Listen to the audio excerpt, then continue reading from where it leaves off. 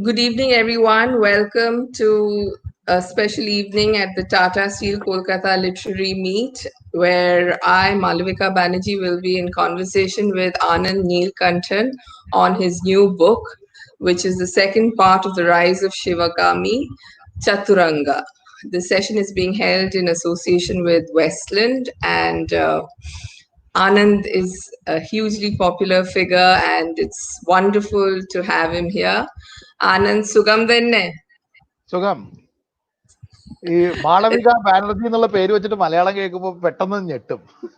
അതെയോ, ഇത് എത്രത്താമ വെബിനാർ ആണ് ഇന്ന്? ഇന്ന് ഇത് ഒരു AMA ഉണ്ടായിരുന്നു ട്വിറ്ററിൽ. ആഫ്റ്റർ ദാറ്റ് ഒരു കലിംഗ ലിറ്ററേച്ചർ ഫെസ്റ്റിവൽ ഉണ്ടായിരുന്നു. This is the third one. അതെയോ. Okay, we will lapse back to English and Yeah, better. so since the book Bahubali is in English and it's a fascinating roller coaster of a read, and those who are Thank you. familiar with Bahubali, the films, will find it particularly interesting to know about Shivagami, who is the main protagonist of this story. So let's start with this is the second installment of a trilogy. So what made you, after your Asura series, Ajaya, Vanar, all of these books, suddenly what made you come into the fantastical world of Bahubali? No, actually, Rise of Shivagami had come before Vanara because this is an official prequel, like the film. Yes. SS Rajamouli, he had called me and he had asked me to write the official prequel. So first Rise of Shivagami came. In between, I wrote Vanara, and now the second book has come. Now one more book will come, then the third book will come. All right. So you've got it all charted out. So when Rajamouli first came to you with this project, what was your initial reaction? See, it is a film. First film had already come, so I was a big fan of the film, the way the story was told. So it was like when he called, he had read my Asura, and then he had called me. And he had conducted a kind of test also, which I had spoken in a few interviews some time back. I had written certain scenes, and he had liked it. So after that, he asked me whether I can do something on the film as a novel, as a book, because they wanted to expand the franchiseship. So I told him I will write about the prequel because I found Shivagami and Kattappa very fascinating. So these are the very grey characters rather than other characters are either white or black in the film. These two are the only grey characters. For a novel, you need grey characters to make it interesting. So I had chosen that, and then I had gone back 30 years back from the Bahubali film world and created my own world, which is a slightly more grimmer and darker than what you see in the film, because novel as a canvas yields to that kind of storytelling. That's right. Okay. So Anand, you've written for the screen before, and you've written novels. So and books. Let's say you've written books which have a certain inner life. So when you're writing for a screen, it's all about movement. It's about a certain way of telling a story, which doesn't really have a lot of reflection and inner lives, thoughts, etc. But what really struck me about Chaturanga is, as you mentioned, the grays in it, which come in a lot through the inner workings of the minds of many of the protagonists, be it Shivagami, be it Pattaraya, be it Somadeva. I'll come to each character separately, but this inner life, you're writing a book that stands on itself, and later for its screen life, it may lend itself well, but they work very well as books. So to traverse this thin path between writing for the screen and also writing as how does that work for you? Was it a challenge? It's a challenge, but if it is not a challenge, what is the fun in doing it?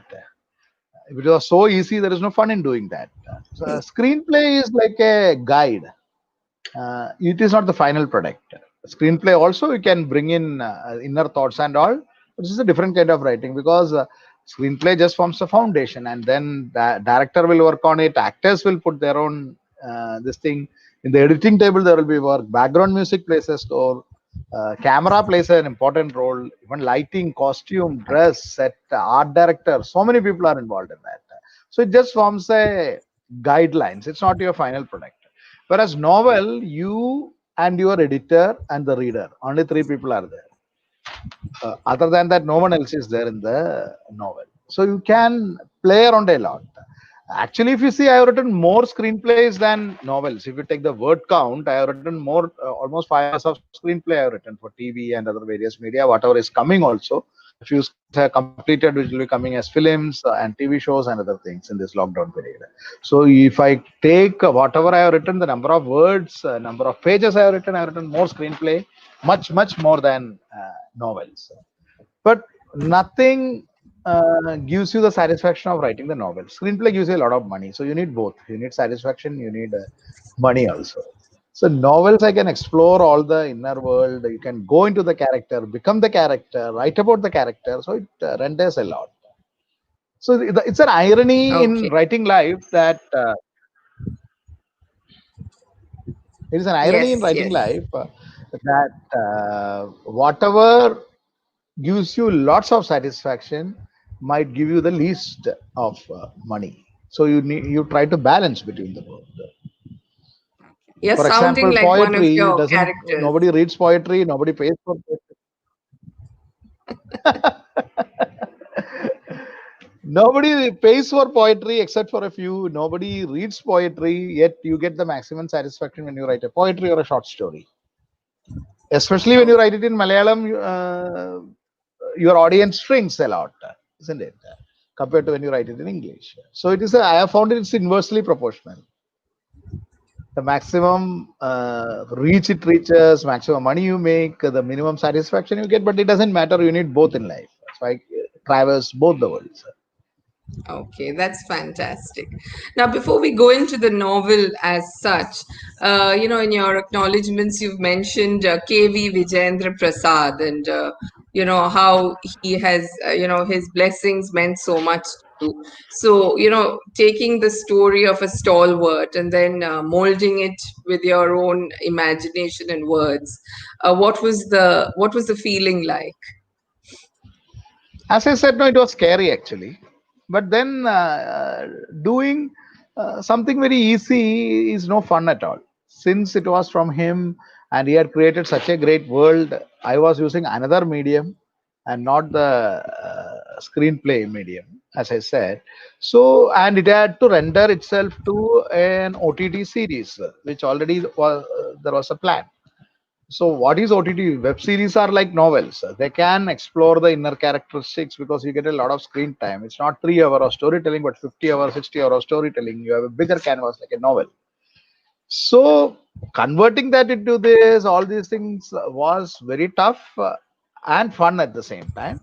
And Vijendra Prasad ji, they never interfered actually. They gave me a full hand. That is what I think is the greatest thing they did as far as a writer is concerned. Because if anyone starts telling no, you have to write like this, write like that, it becomes difficult for you. So they gave that full freedom, and whatever the books are good, bad, or ugly, the responsibility is mine and not theirs. They had created a great story. They had made one of the not one of the most successful film, and he is such a stalwart. Lot many of the India's greatest what do you call most grossing films have been written by him, written by Vijendra Prasad.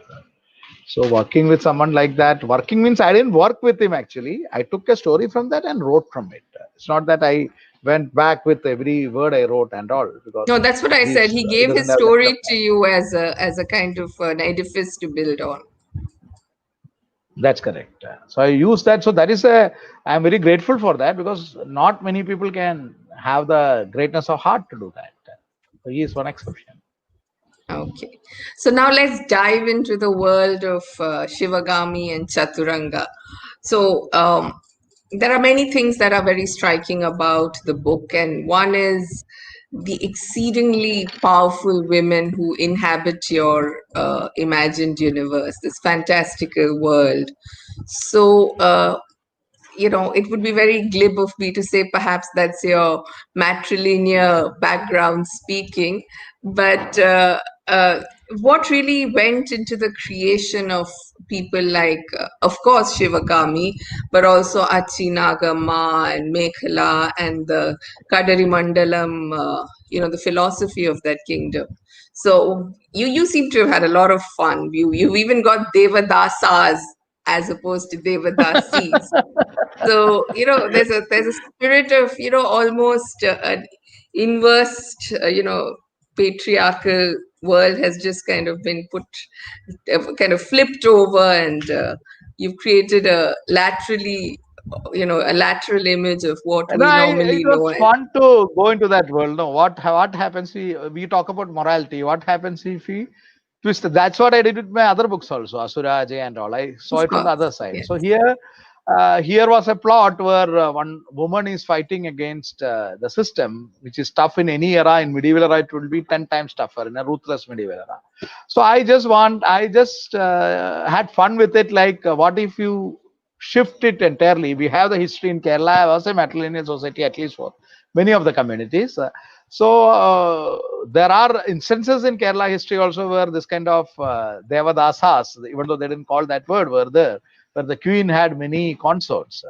So it was fun to imagine a medieval world where the queen, not Shivagami, of course, because that's a very typical patrilineal kingdom, but their opposing kingdom, Kadari Mandalam. I don't want to give yes, away too much from the Chitrasena, book yes, because I wanted it, but still, it was fun to imagine a world where the entire thing is reversed, where men are not even considered worth employing, and it has to be everything has to be women, and men does the household job and everything else. So you reverse the entire thing and see the fun. Why? Because see, where I took this from, this came from the shock the Britishers felt when they reached Kerala. They were feeling so shocked about the. Imagine the Victorian era British encountering a typical matrilineal morality of Kerala, the kind of shock they would have felt. Now we have all whitewashed all those history and all, but if you read back the British notes and other things, it's they were so shocked and scandalized with what they saw. So yes, I thought I should bring that all into the book and see how, even because our present day India has is now resembles more to Victorian era England than ancient India. Our yes, morality is what we carry as the baggage, is the garbage that the Europeans had thrown out. They were carrying this garbage in the Victorian era. So we are taken that garbage and we are thinking that is the Indian culture and Indian morality, whereas Indian culture is so free and it had freedom for all kind of things. This kind of restrictive morality was not there either for men or women. So I wanted to bring that the world before pre-British, how it would have looked like, and how will be the clash of ideas between a patriarchal society and a matriarchal society, how it will be. So I have brought all the scandals that Britishers would have felt were when they encounter a typical matrilineal society which had been going on forever, and I put that to Kadri Mandalam, which is a coastal kingdom again. yes, So you can find a lot of parallels from Kerala history, which I have put into that, the characters, characterization, and all those things. yes, That I is where know. you draw the strength from. No, you draw strength from your root. Whatever you write, even when I write Ramayana, when I write Mahabharata, I draw the strength from my roots. And if you see Okay. another thing, So yes, this is a another wonderful retelling of your roots. yeah, Yes, you were saying, another yeah, thing, if yeah. you see, most of the coastal areas across are you find stronger women from Bengal to Odisha to coastal Andhra to coastal Tamil Nadu to Kerala to coastal Karnataka, coastal Maharashtra to Gujarat. You find in history also a lot of very strong women characters. This might be because the worldview is different. The cost means your worldview, you are not restricted in your worldview. You encounter with a lot of people, lot of foreigners. There is no not the kind of xenophobia which you encounter in a landlocked country. So all these things I have tried to bring. So Okay. many of the regressive things what we talk about the present day Indian culture, they owe it to the landlocked areas of India rather than the coastal areas. It is not a north south east west divide. It's a landlocked versus coastal area divide. The worldviews are totally different. Even in the same states, you can find that. Even a state like Maharashtra or Karnataka or Bengal, you can find that as you move inwards, it becomes totally different. The way people Okay, think, that behave. that that actually would merit another webinar altogether, the change of patriarchy from landlocked to the coastal areas. Yeah. So the other part of this whole, Aladara. strong women thing is, you've also taken a lot of joy. You can literally sense your enjoyment when you're reading about all this, the spies and the subterfuge and the various conspiracies that are going on underneath the surface of the story. And there again, the women are ruthless. They're willing to do whatever it takes, get their lovers killed, use their sexuality. Absolutely, they're female James Bonds, and it's just delightful to see how they just walk through various situations, just using anything and everything that it takes. So again, is this an extension of what you say about our readings and our literature is pretty moral in many ways? So this just flies in the face Yeah, of that is that. a recent phenomenon. You see, ancient Sanskrit dramas or Tamil dramas and other things, ancient books, you find women like this only. Even you read, they are what do you call the morality and the kind of image what we have built, even for characters like Sita, owe a lot to Mughal rule and owe a lot to the Bhakti era, where the things changed. But before that, I think all the temple sculptures are an example for that. You find them throbbing with life, whether it is Buddhist paintings or Viharas. Hmm. Buddhist viharas paintings. What you see, where they show the day-to-day life in Ajanta Ellora or Khajuraho or Sun Temple, Konark, or in the great temples of Tamil Nadu and Karnataka, Andhra, you find it is throbbing with life, and it is not excluding women. It is not the virtuous women you are seeing what they are showing it. They are showing women in rapture, women in. It's a totally different take from the demure, uh, the women which we have, like the demure Sita, no, with. That's a very typical, again, as I said, it's a Gengetic plane concept. I'm not saying it's right or wrong, but that are owed to a lot of called what you call invasions or incursions of a culture. Culture can come in two ways. Culture can come through trade. Culture can come through invasion. These two react differently in different ways in the society. So the entire coastal India had trade with many other cultures. When they come, they don't come with an imposing their rule or anything. It's a merger you are seeing.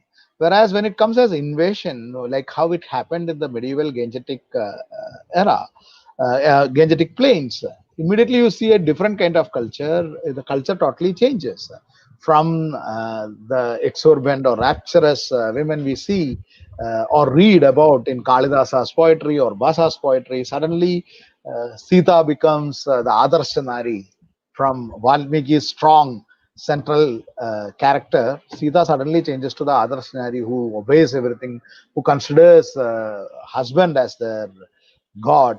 Whereas Valmiki Sita is totally different. Vyasa's Draupadi is totally different from the Bhakti era, this thing, Ramayana or Mahabharata. I'm not questioning the greatness of this Bhakti era poetry, they are great literature, but I'm talking about how the worldview had changed. So when I am writing this, I am talking about an era before this change happened in Indian society. And I am talking about 8th century, 7th century, 8th century AD before this had happened. This is, I'm not talking politics here. I'm not talking any politics here. I'm rather talking about an era and how it changed. It changed for good or bad, but there cannot be any argument about it change. It changed drastically. because of the incursion of the culture. Okay. Different culture, Now, different values.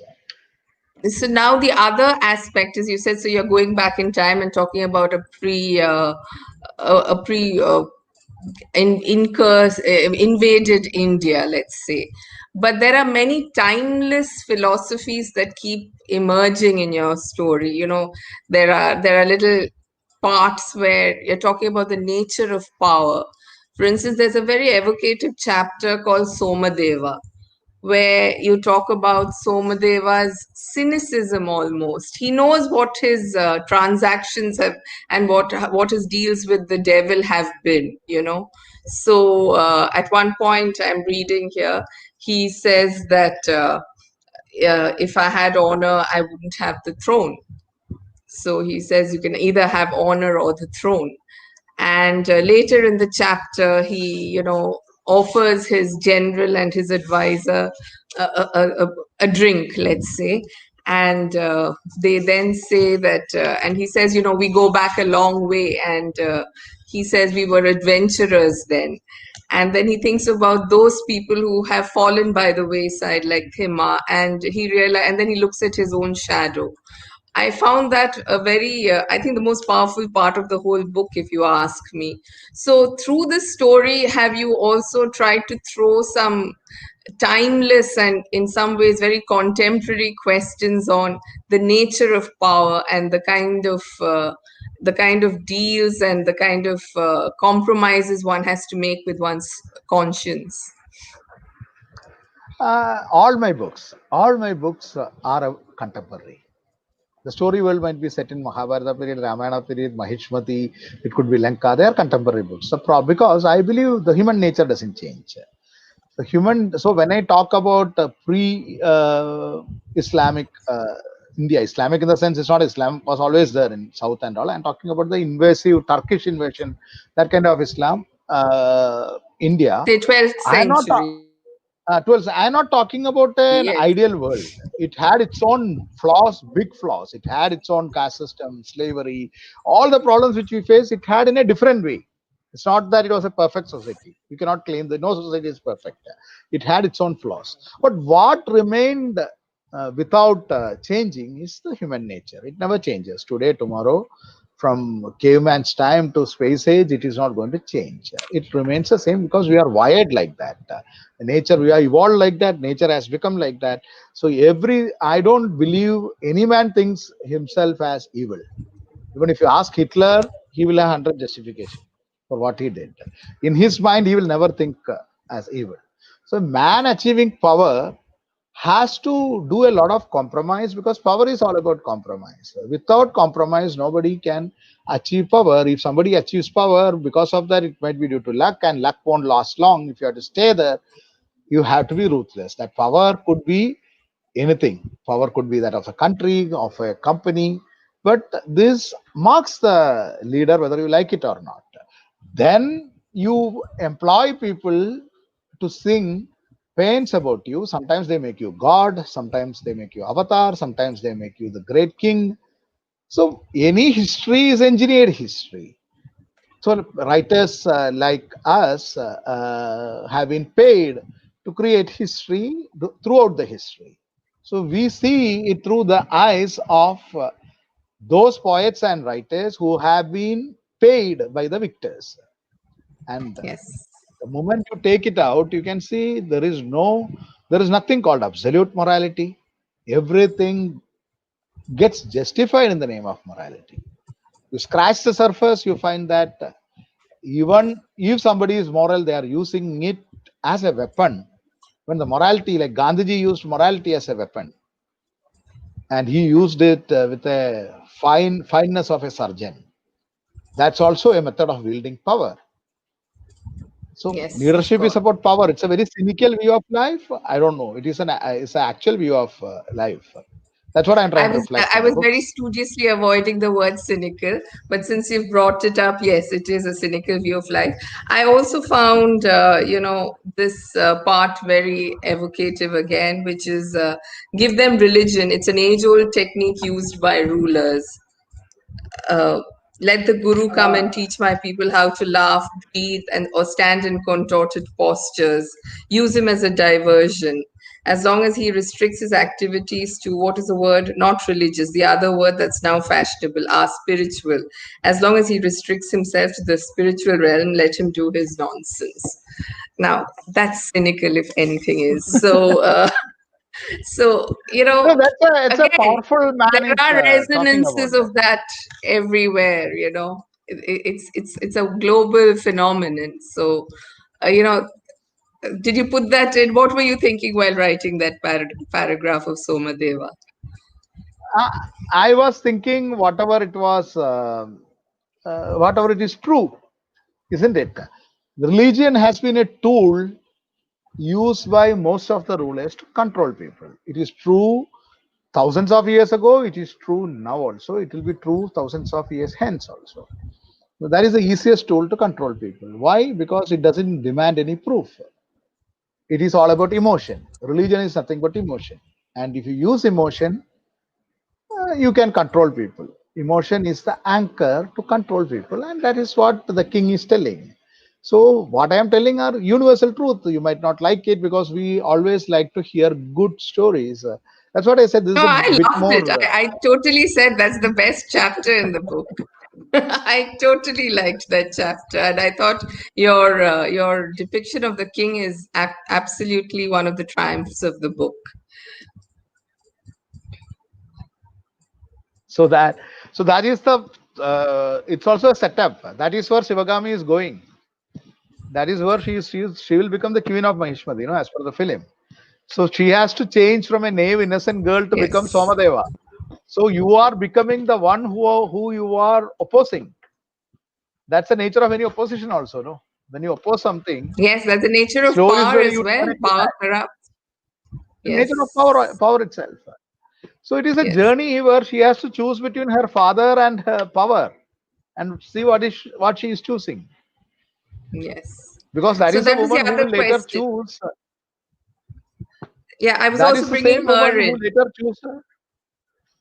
No, that is the same woman who later chooses power over her son in the film.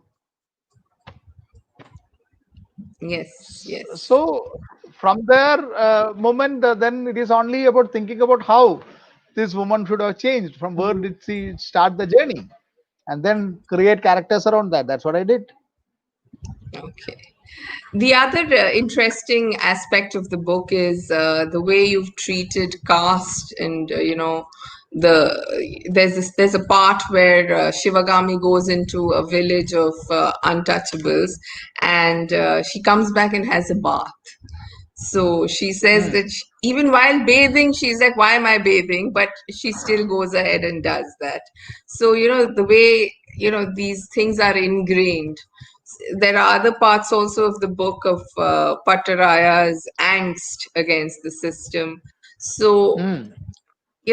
caste plays a very important part of this book as well. No, you are creating a story world based on something. It will have all the problems based on that story world.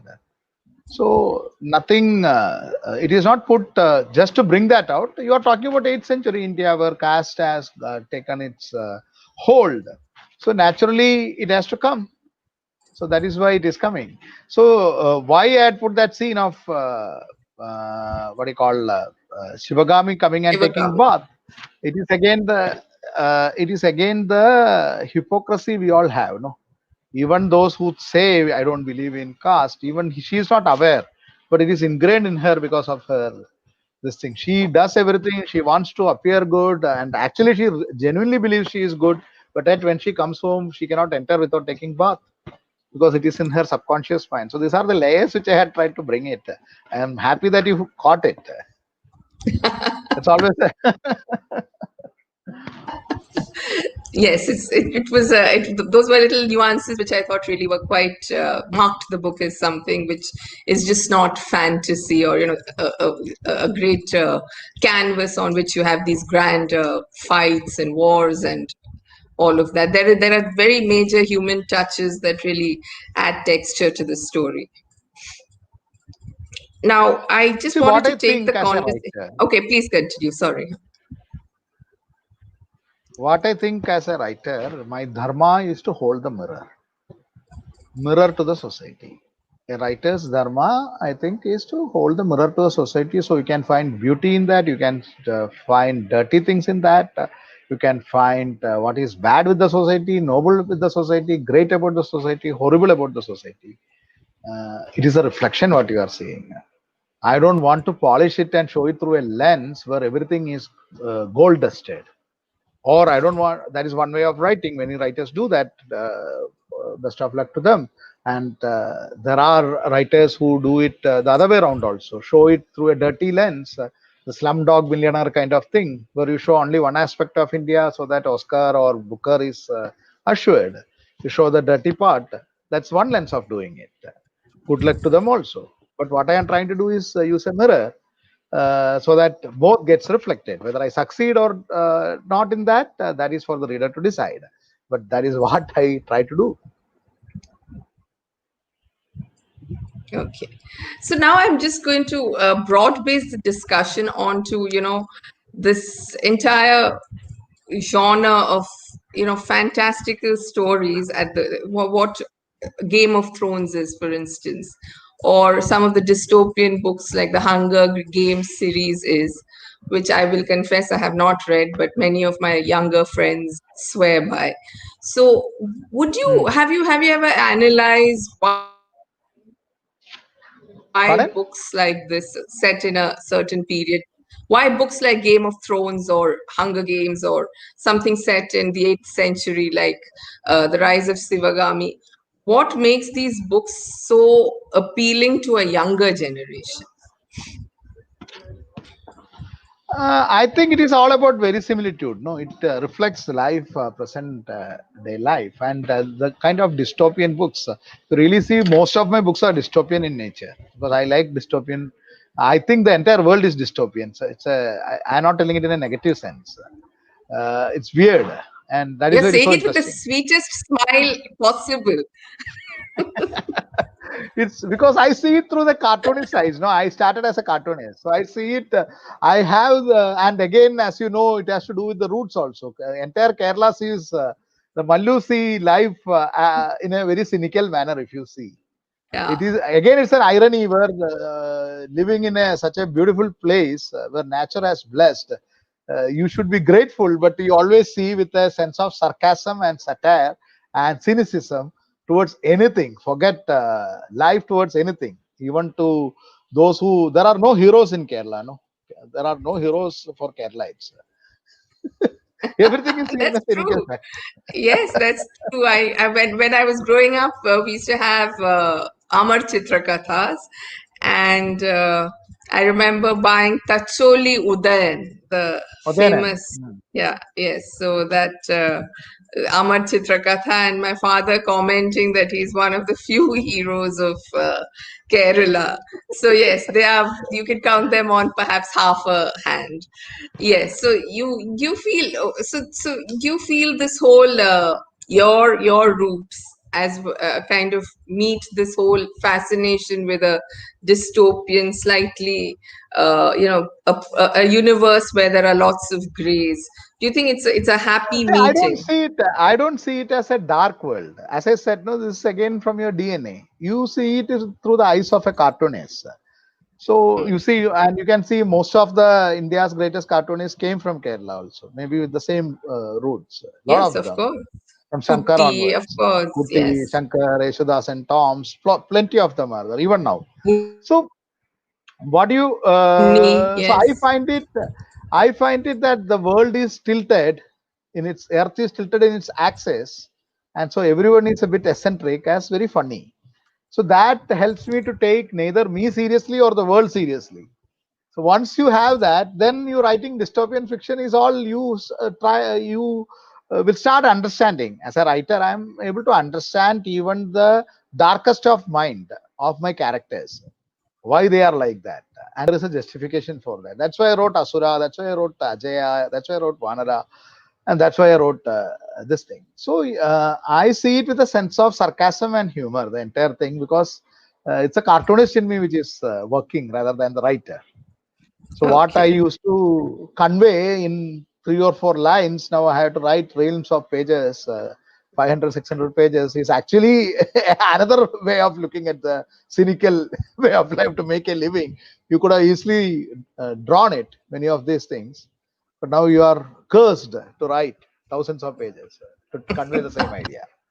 So may you continue to be cursed. Before I take a few questions, and we have got quite a few here, I just want to ask, when somebody writes so knowledgeably, or your knowledge about the two great epics, and in fact, the whole, I'm sure it goes beyond the two great epics, is so nuanced and so detailed. So, who was the family storyteller? Did you have somebody who told you these stories or led you Father, my to? father. My father had led me to that. Father had introduced me to the story, but I, being the rebel, I understood everything in the opposite thing. He was a very conventional storyteller. He was a very conventional man. So home was the place which I learned. I heard all these stories rather than reading them. So I don't do my research on Wikipedia. Most of these things it is dissolved in my blood. I can Then, of sense course, that, coming from yes. then coming from a place like Tripunithura in Kerala, which is culturally very rich. It's a place of Kathakali, it's a music school. Even Yeshudas and all had studied there, from the RLV music school. So a lot of pioneers had come from the that atmosphere is like that. There are more temples than necessary, plenty of temples. There they keep all these Purana, like Kathakali, like Ottantullal, so many things happen. So this is something which I have grown up hearing it. And I will tell you, I am not using even 5% of the kind of humor or cynicism of Kunjan Nambiar. You have to see the way he's the ultimate troll who had invented the art form of Ottantullal or his Sidangan Tullals. I am a great fan of his. He has handled the entire Puranas in the 17th century Kerala. He has handled it entire Puranas to give a social commentary on those society. So he makes fun of everyone, and not a king he has spared. Every king he makes fun of that era. He makes fun of every nobleman. He makes fun of everyone and everything using Puranas as a tool. And why they are staying even now in the psyche of the people, even after 300 years. Because not only because he is the Shakespeare of Malayalam, I won't even call that. He is beyond Shakespeare, if you ask me, because the kind of depth he has brought. We have this colonial hangover that Shakespeare is a great writer, no doubt about that, but we have a colonial hangover that he is the greatest writer. In Indian languages, I can show you in all Indian classical languages, at least a dozen people in every language who have written in much more nuanced and deeper fashion than Shakespeare or any Western writer for that matter. But again, we are carrying the colonial hangover on our head. So whatever white man says, that only we need their corroboration to agree to something, even to think that it is great.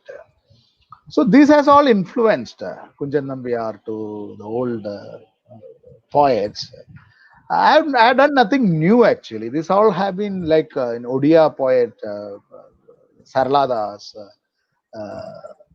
Pamba of Kannada, ancient, its medieval poets. All these people, translations of course I have read, all these people's method in which they are dealt with is fabulous, right from Bhasa in Sanskrit drama. He was the first one to write Urubanga from Duryodhana's point of view, or Karnabara or Pancharatra. So we are in that tradition. The only thing is that the dust of colonization is covering it.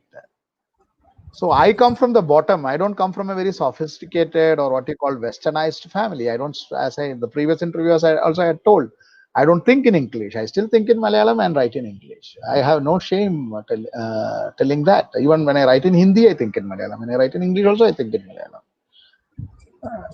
And for expressing our stories, English is not the right language. For reach, I'm using English Okay, because it's more as a English link is a language, you would contrarian say. language for us. Nothing wrong with English. English is a great language. A lot of great writers are there in English. But imagine this: uh, you say it is a cold welcome. Okay, if you tell it in Indian languages, it looks very absurd. We are supposed to give cold welcome only. It's a hot country. I'm just telling it as an example.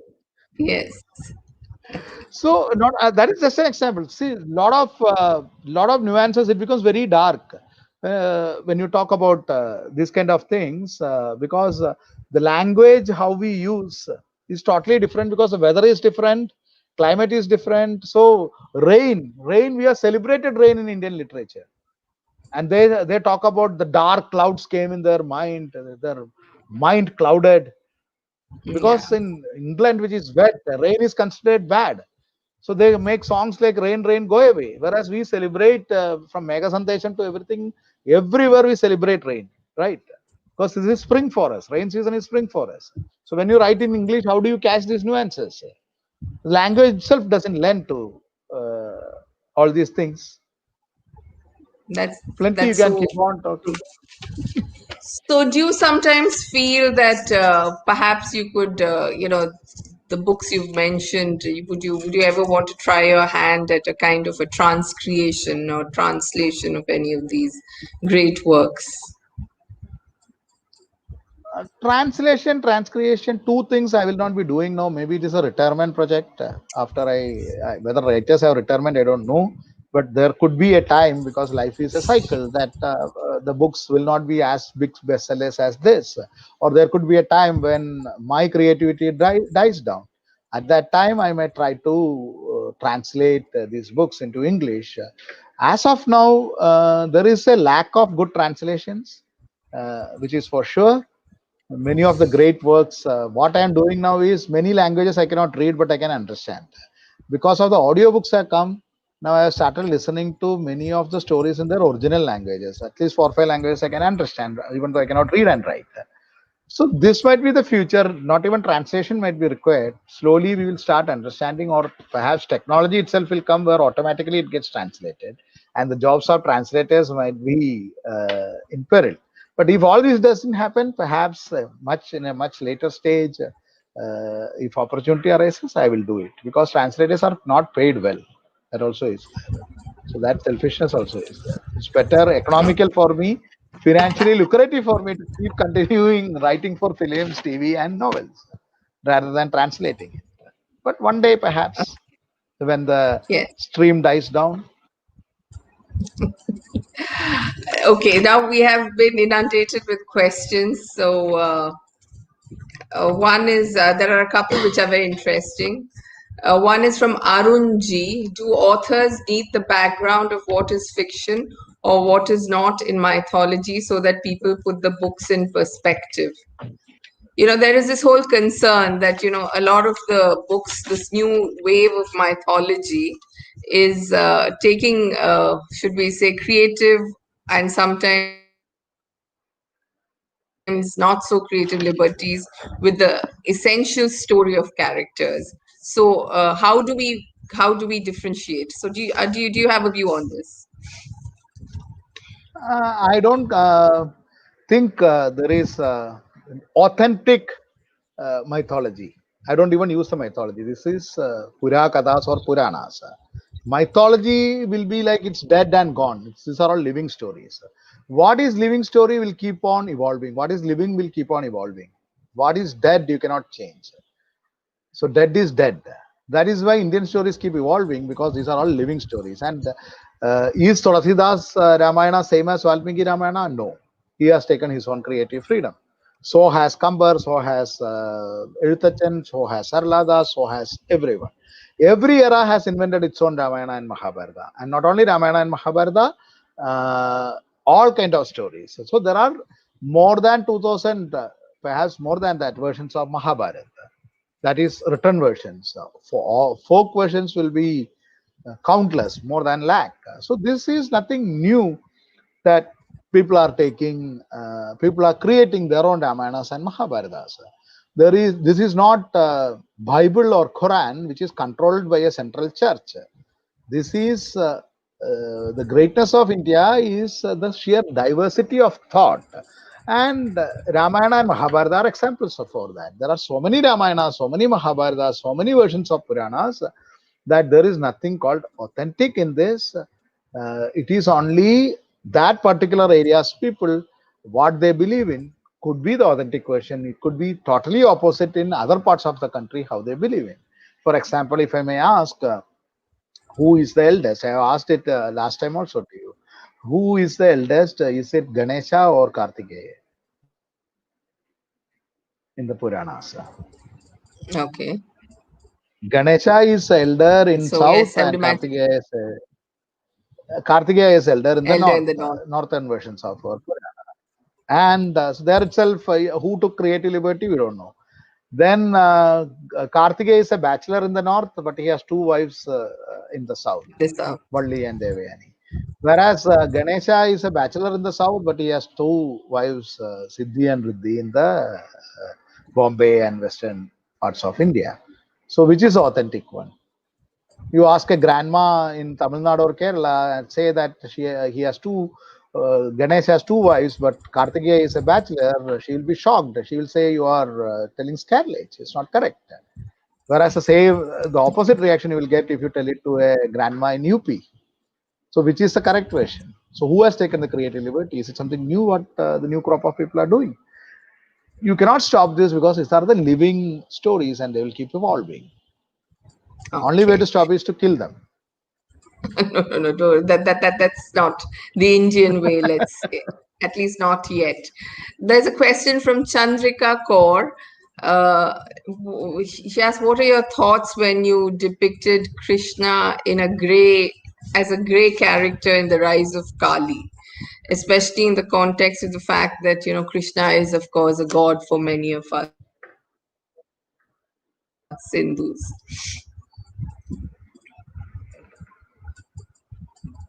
I depicted Krishna as he is in Vyasa's Mahabharata. I didn't depict him as he is in Vyasa's Bhagavatam. These are two different Krishnas. The Krishna what we pray to is a fascinating God. It's a most fascinating character, perhaps, in the entire Puranas. So that is why it's called Paripurnavatar. He is the Krishna what you see in Mahabharata is a different Krishna from the lovable Krishna of Bhakti era, the lovable Krishna of Bhagavatam, which is a work of Bhakti, the devotion.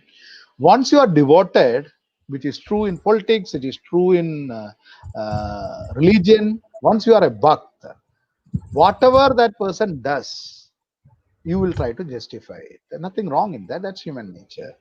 So that is why you are called Bhakta. So for Bhakta, whatever Krishna does is a part of his Leela, his play acting. I'm not saying it is right or wrong, but when you are telling the story from Duryodhana's point of view, Duryodhana is not the Bhakta of Krishna. I not there is no Anand Neelakantan there. I might be a Bhakta of Krishna, that's separate. But when I am doing as a dharma of my writer is what I am into the skin of Duryodhana. I got in the skin of Duryodhana. If Duryodhana thinks Krishna is God, then there is no Mahabharata war. He will be singing bhajans, Hare Krishna, Hare Rama. Right? So when I am writing from Duryodhana's point of view, Krishna will have to appear grey. When I am writing from Ravana's point of view, Rama will have to appear grey. But I cannot use the same kind of storytelling when I am writing Siya Ke Ram or when I am writing Mahabali Hanuman, which incidentally these two are the hit serials which I wrote. So there you are writing from the Bhakti angle. So there Hanuman, whatever Hanuman does is right.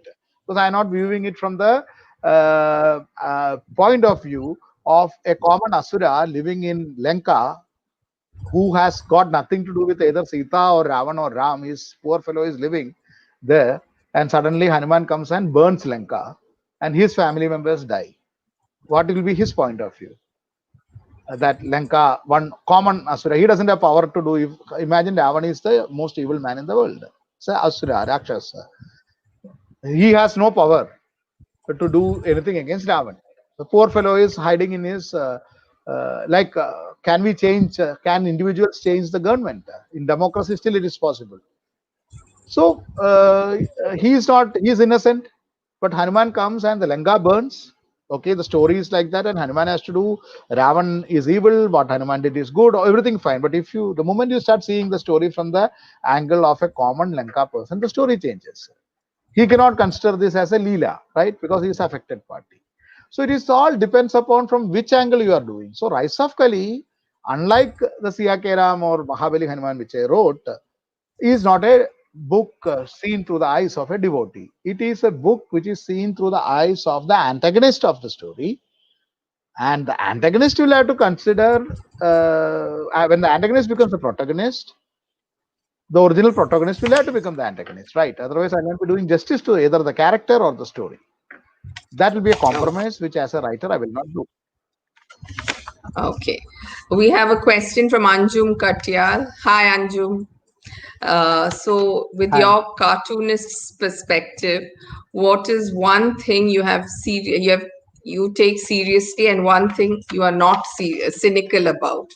As a cartoonist, was it one thing that you believe in seriously and are not cynical about? no, I am cynical. I am not cynical about the human spirit. It goes beyond everything. It cannot be contained by religion. It cannot be contained by the abstract definition of nation. This all keeps changing day to day.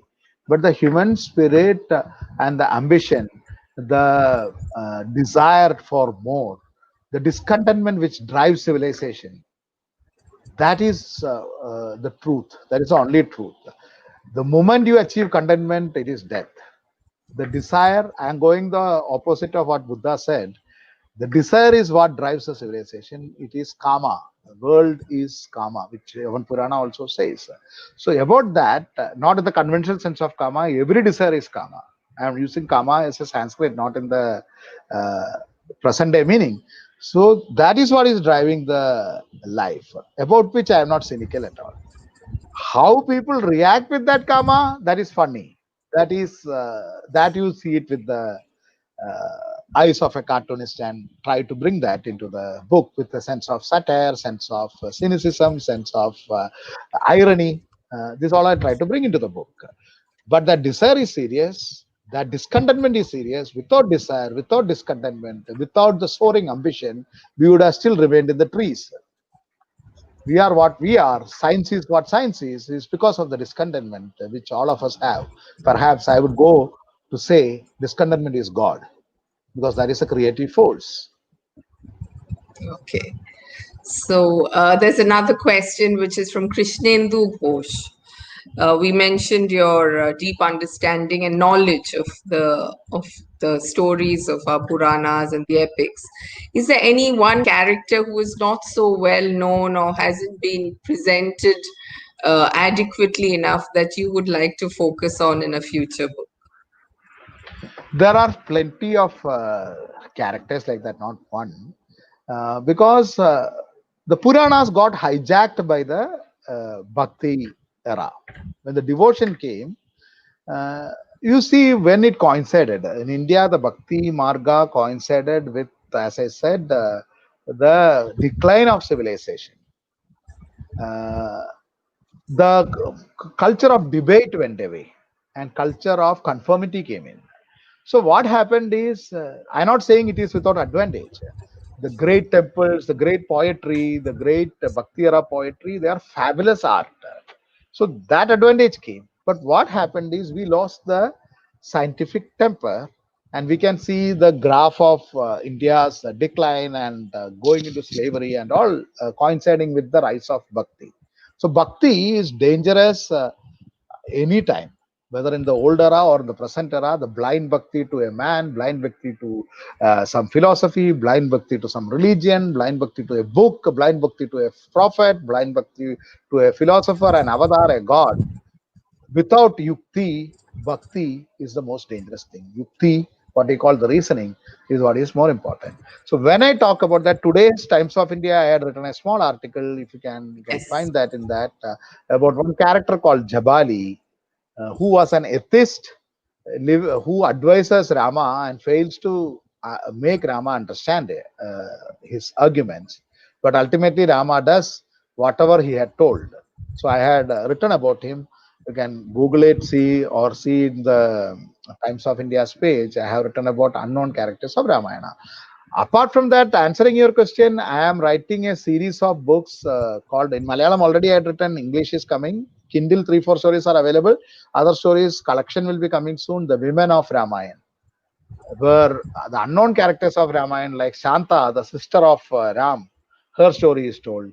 Many people are not aware about Ram having an elder sister, her story, Manthara story, Tadaga story, Mandodari story.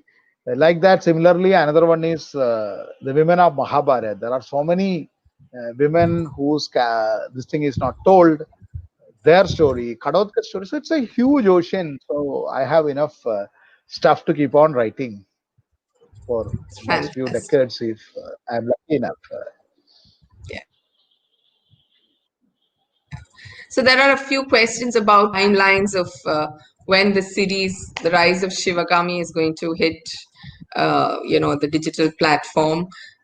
So has the I pandemic think maybe delayed stuff? because after the COVID, after the pandemic has delayed the stuff, that's why the book also was delayed. I think that after the pandemic will be over most probably by the end of the year when the third book also will be coming. The last final book will be coming in the series. So When is that due? that's all. Sorry? December, I have written 90%. I have written 90% of that book. 10% the climax I have kept so that I will get the feedback of this book from the readers and then accordingly think about how to end it. For me, reader feedback is very important. Yes, it is. It is quite. I mean, I finished the book in just a day and a half, or just 2 days. So yes. How are you That is spending the encouraging. pandemic? I have been spending like any other time. I am writers are always. I'm not saying pandemic. Writers are always what do you call? They prefer to sit and write, Locked right? down. Yeah. Lockdown, always lockdown. They have to be locked down. Also, most of them are insane. So they should be locked down ideally. So I had written a lot. A children's book is coming. Some Audible series is coming. The Ramayana lecture series, it will be coming soon. Incidentally, it is in Hindi. It's almost 15, 16 hours. Various Ramayana lessons to learn from not only just Valmiki Ramayana, the folk Ramayanas, various unknown tales. I have compiled it and I have given it as a lecture series. So what all are there? What is Dharma? What is this thing? As a concept, I have given that is coming. That I wrote. I had written screenplay for two films. So hopefully, once the pandemic is over, the shooting will start. Announcement will come soon. One series also I had written the initial episodes, and that's also waiting for this. Another book, children's book is coming. Another one I completed. Another novel I'm halfway through, and Chaturanga, the next novel, 90% is over. So it has been very prolific time. A lot of things I have been writing. I don't know anything else, so I'm doing that. I determined to Excellent. be a menace to So the world. no, no. May you continue to write. And as you said, this is a curse you claimed, but we are blessed to have you, deciding to not do the 4 lines that accompany a cartoon and instead write hundreds of pages to, explicate a Thank you. point or tell a story. So thank you so much, Anand. Any final Thank thoughts? you so much. Final thought is not final thought. It's a final appeal. Please go and read my books, all of them, and Yes, this especially is the book. Chaturanga and I don't all know, other it's all books. reflecting and stuff. Yes. I, Have I got it? Yes. I Yeah, think yeah. you have Oh, it's put Uta. it the opposite. This is Yeah, the book. yes, yeah, Yeah, yeah, you yeah, have yeah. put it ulta. Yeah, No, no, good. no, I've straightened it up. So Yes. this was the first part. This is the second. I had Yeah, beautifully put it in yes. the virtual screen and So, all, but yes. so thank you very much. It We has will been a tell Mark pleasure. Zuckerberg that Please. his Facebook live screen is very small. So thank you so much for patient listening. Some questions if I not answered, you can follow me in my social media handle at the rate it's Anand Neel, ITSANANDNEEL. It's Anand Neel. That is a social media handle across Facebook, Insta, and Twitter. So you can write to me or visit my website. I am doing my self marketing and promotion here. So please, once again, shamelessly, I'm asking, please go and read the book. Thank you so much. It's always a pleasure, Malavika, to talk to you. And hopefully, in a month or two, when the next book comes, we will talk again, provided you invite me. Certainly. Thank you. Of course, we will. Stay safe. Thank you so much. Thank you, Anand. Thank you very much. Thank you. Thank you.